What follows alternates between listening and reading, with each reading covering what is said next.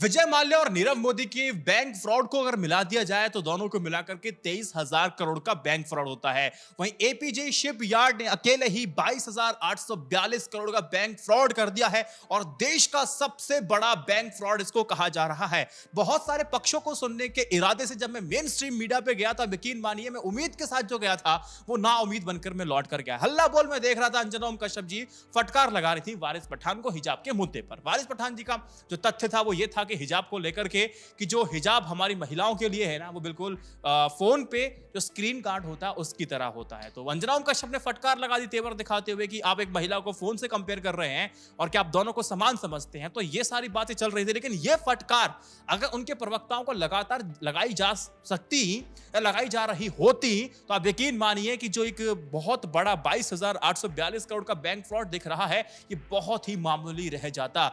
बहुत सारी बातें, बहुत सारे लूप होल इसके अंदर हैं, एक एक कड़ी करके मैं जोड़ के आपको दिखाऊंगा। अभी तो आप लोग बड़े खुश हो जाते हैं कि हाँ हमारे भारत की सरकार ने 4 चाइनीज की एप्लीकेशन को बैन कर दिया और भारत चाइना को आंख दिखा रहा, लाल आंख दिखा रहा है। लेकिन आपको यह समझ में नहीं आता कि हमारी सरकार जब बड़े बड़े स्टैच्यूज बनाती है, statue of unity, statue of oneness, statue of ये, स्टैच्यू ऑफ वो, स्टैच्यू ऑफ फलाना ढिमकाना, ये स्टैच्यू बनने का जो डिजाइन है भारत में बनता है, लेकिन सारा माल सारा पैसा चाइना के पास जाता है। लेकिन आप सभी को ये मीडिया वाले स्टिमुलेंट देते रहते तो आप मदहोशी में खोए रहते हैं। लेकिन INI न्यूज़ इंडिया का काम क्या है ना, उस स्टिमुलेंट को आपका असर को कम करना। तो मैं आपके सामने रखता हूं एक बात को। पहले यह समझिए कि बैंक फ्रॉड है क्या। देखिए 15 मार्च 1985 को गुजरात के सूरत में एबीजी शिपयार्ड कंपनी की शुरुआत होती है। इस कंपनी का काम यह था कि जहाजों को बनाना, उसका निर्माण करना, उसका मेंटेनेंस, सारा काम इसी कंपनी का था।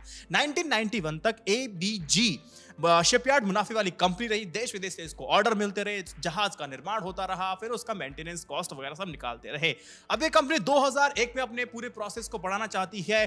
तो होता क्या है, 28 बैंकों के कंसोर्टियम से 22,842 करोड़ रुपए का इसने लोन ले लिया। यहां पर एक बहुत बड़ा पेशे समझाऊंगा आगे। अब लोन लेने के बाद कंपनी ने तकरीबन 10 सालों तक क्या किया कि 160 से ज्यादा अधिक जहाजों का निर्माण करती है, फिर उसकी मरम्मत करती है। 2013 में क्या होता है कि लोन अकाउंट को एनपीए घोषित कर दिया जाता है कि नॉन परफॉर्मिंग एसेट, यानी कि ना ही प्रिंसिपल अमाउंट बैंक को मिल रहा है और ना ही किसी भी तरह से उसको ब्याज मिल रहा है। मैंने यहाँ पे कंसोर्टियम शब्द का इस्तेमाल, तो कंसोर्टियम कुछ भी नहीं होता है।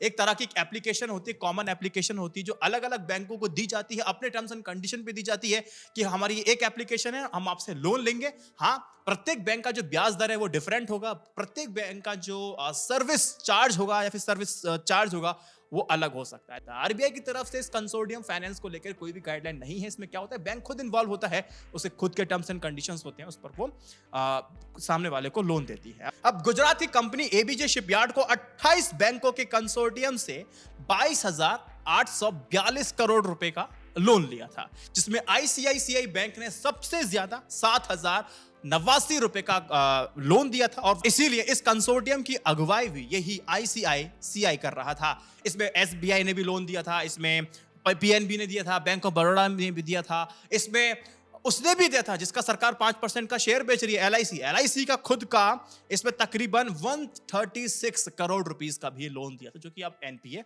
बन चुका है। लेकिन मैं पहले ही आपको बता चुका हूं कि 2001 से लोन देना शुरू किया, 2013 से कंपनी घाटे में जाने लगी, फिर लोन चुकाना इसने बंद कर दिया। नवंबर 2013 से इस लोन अकाउंट को एनपीए घोषित कर दिया गया। अब देखो ये फ्रॉड सामने कैसे निकल के आता है। जब फॉरेंसिक ऑडिट कराया गया कंपनी के द्वारा, जब ट्रांजैक्शन को ऑडिट कराया गया, तो निकल के सामने आता है कि कंपनी ने जिस चीज के लिए पैसा लिया उस चीज में पैसा खर्च ना करके पर्सनल यूज में इस्तेमाल किया, विदेशों में इसमें प्रॉपर्टी खरीदी गई, कर्ज किसी दूसरे मकसद के लिए पूरा किया गया, यानी कि कर्ज किसी दूसरे मकसद को पूरा करने के लिए पैसा बर्बाद किया। कंसोर्टियम को लीड कौन कर रही थी, आईसीआईसीआई बैंक।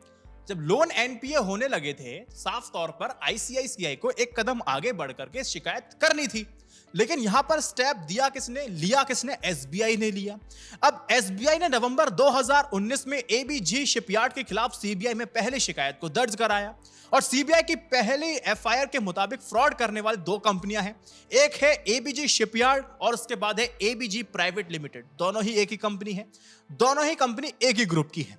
लेकिन चूंकि शिकायत भारतीय स्टेट बैंक की तरफ से किया जा रहा है, इसलिए मैं और आप उसकी सबसे ज्यादा बात कर रहे हैं। लेकिन हम इसमें आईसीआईसीआई बैंक का कोई भी जिक्र नहीं कर रहे हैं, जिसने 1/3 कर्ज दिया है लेकिन सीबीआई ने एफआईआर की थी।